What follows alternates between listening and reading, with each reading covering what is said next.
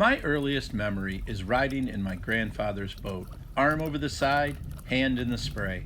I've spent much of the rest of my life chasing this feeling. All of that has led to this, the wooden boat experience.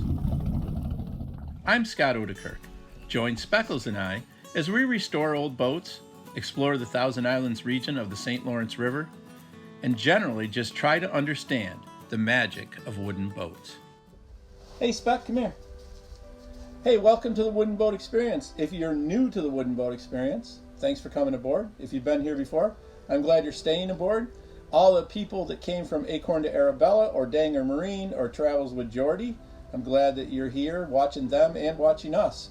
And there's links to all three of those YouTube channels down below. If you're not sure who they are, you should go check them out. So this week, the boat shed looks a lot different, but the boat doesn't look that much different. We spent a lot of time on the gantries, as you're going to see.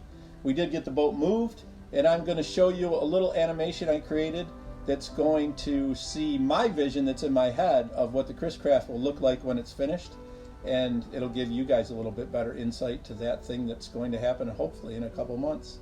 So, I'm glad you're aboard. Welcome to the Wooden Boat Experience. Speckles. No kisses? Thank you.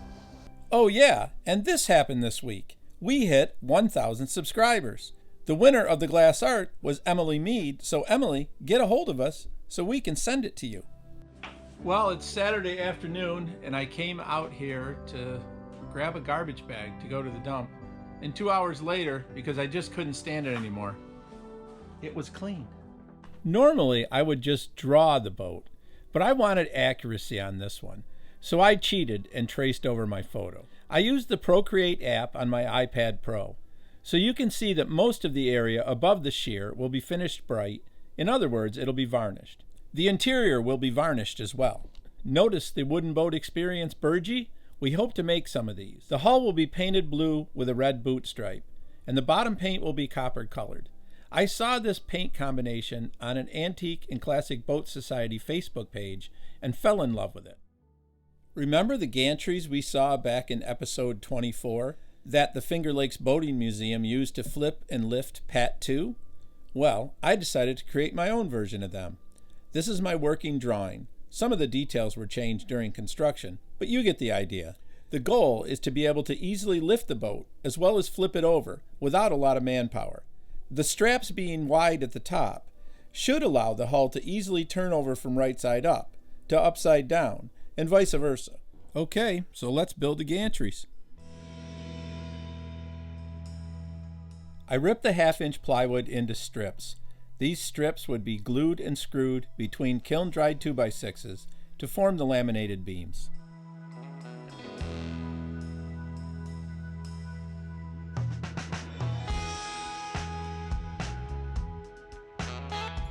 Next, the uprights. 2 2x6s screwed together and a third attached perpendicular. A treated 2x8 for a base with a 1/2-inch plywood triangle brace.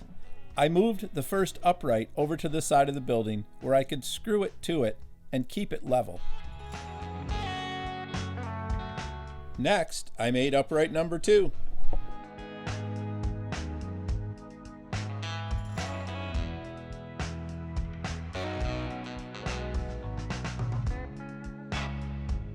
Before making uprights 3 and 4, I decided to put the lamb beam in place and see what it looked like. It can be nerve-wracking to always work alone. You leave something like this laminated beam in place precariously, hoping it doesn't fall while you go to get another tool. Here it was Monday, and time to make the gantry for the stern.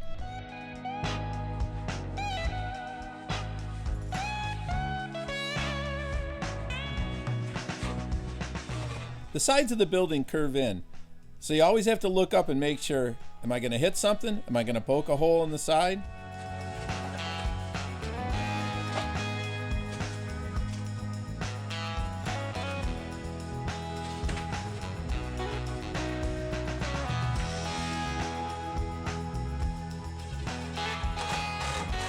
Okay, at least this one won't fall over. Upright number 4. Set it in place, ran a level across, marked a line, Then cut it off and put it back in place. That's a good one, bring it here. Now Speckles doesn't really care about the boat, although he likes to ride in it. This is what he would like to do all day long. Oh, on the bounce, very good.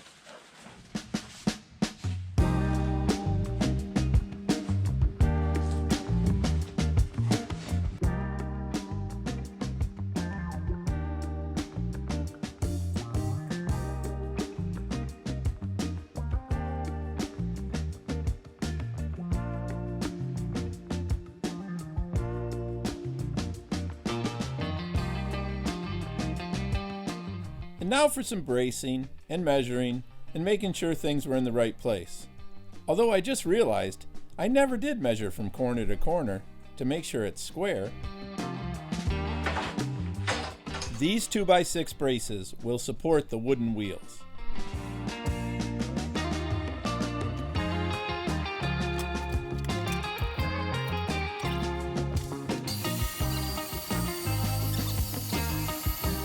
We'll need 8 of these braces altogether.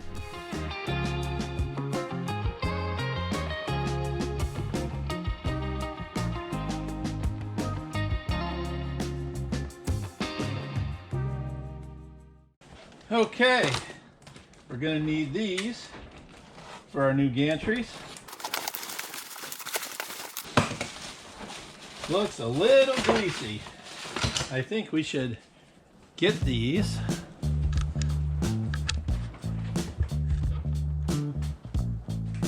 hung up there.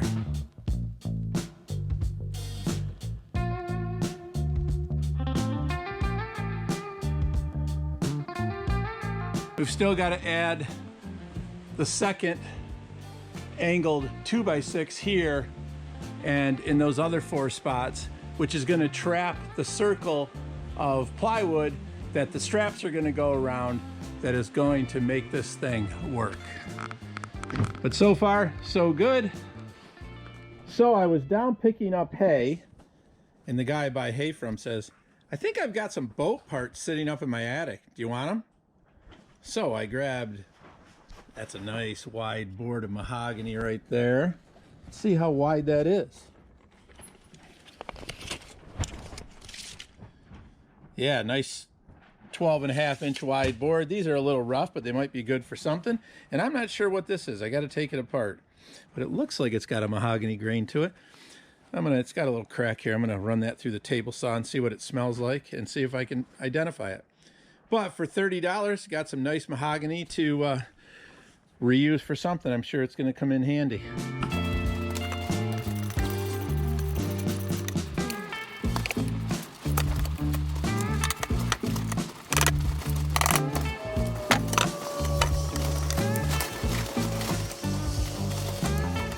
Well, that went about as well as I could have expected, so this I'm going to have to strip. It's about 17.5 inches by about 54 inches, and this 12.5 right here is one solid chunk. So that's going to be great for a seat back or something like that. Maybe if I have a 60/40 seat in the front of the Chris Craft, that'll work. These 2 boards, I ran them through the planer. They're not great, they're pretty thin, but there's going to be a spot where I need a little bit of wood that's not too thick that has to have a patina to it, and those are going to be great for that. And they're about 4 feet long and about 7 inches wide or so. And then this, which I kind of thought was mahogany at first, and then I thought it might be black walnut, but I'm pretty sure it's mahogany. And this is, I've got to do a little more testing. Generally I can tell by the smell, but this stuff is so old it just smells like old furniture when you cut it. But this is a solid inch thick, and we've got over 4 feet long, and we've got 4 boards, and they are going to be real handy for something. So for 30 bucks, I'm very happy with that little haul of mahogany. They're not making the old stuff anymore. It's really hard to come by sometimes, so if I get my hands on it, I'm pretty happy, and I store it away for when I need it. The light was so good on Wednesday morning, I just had to get the drone out and take some shots in the boat shed.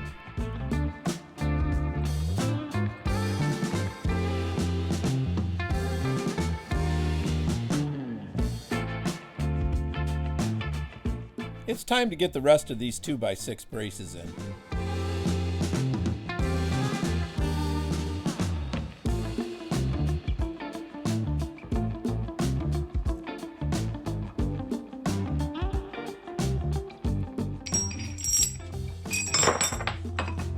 Okay, we are going to make the shaft that the wooden wheels spin on to flip the boat, and we need 8 inches. So these don't need to be threaded.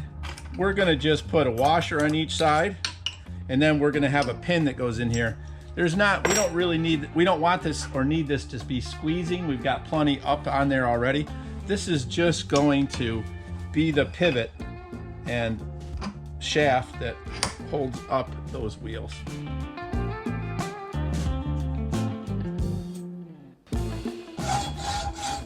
Ever tell you how much I hate hacksawing? I've got torches, I've got power tools that I could use for this, but I do not want to throw any sparks in.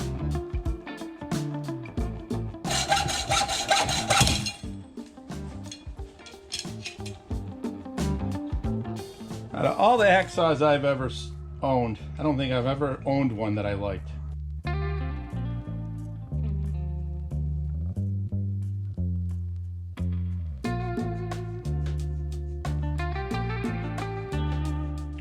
Okay, we'll go take some measurements and see where this pin should go.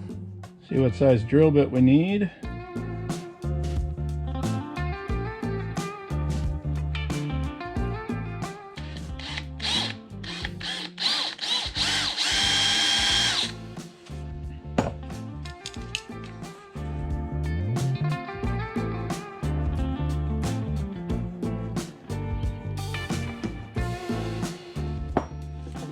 Not sure where these old square-headed bolts came from, but seems to be some pretty good steel.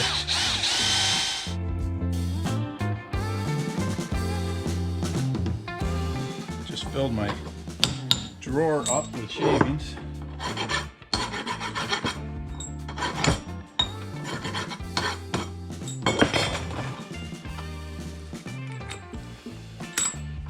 So, washer on each end. That'll keep it in place. Now to make 3 more.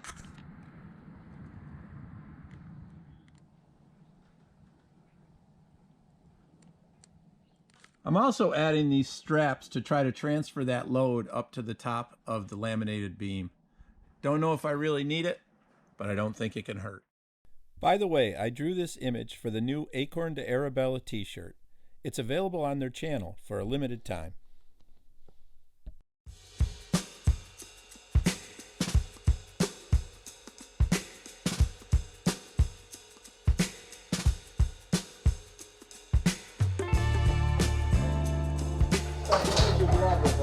Gracias.